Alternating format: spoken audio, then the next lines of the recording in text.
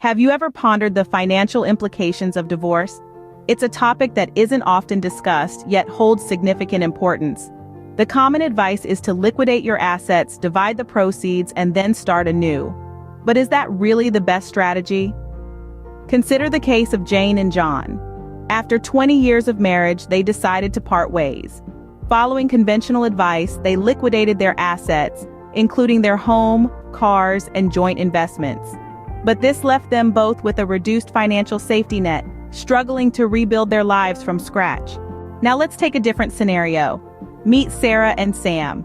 They also decided to divorce after a long marriage. Instead of liquidating their assets, they chose to retain them. They split their real estate properties, each taking ownership of one. They also divided their investments, ensuring each had a solid financial base.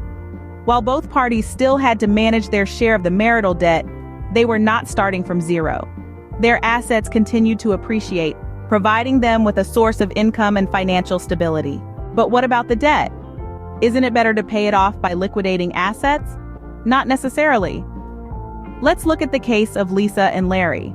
They had significant marital debt when they decided to divorce. However, instead of selling everything to pay it off, they worked out a plan to manage the debt. They divided the responsibility based on their income and ability to pay. This allowed them to keep their assets and work towards financial independence. In conclusion, the traditional approach to divorce, which often involves liquidating assets and splitting the proceeds, may not always be the best strategy. Retaining assets and managing debt strategically can provide a solid financial foundation and stability. It allows both parties to rebuild their lives without starting from scratch.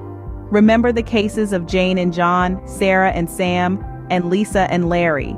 Each couple faced the same situation, divorce.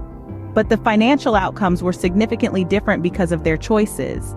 Divorce isn't just about ending a relationship, it's about starting a new chapter in life.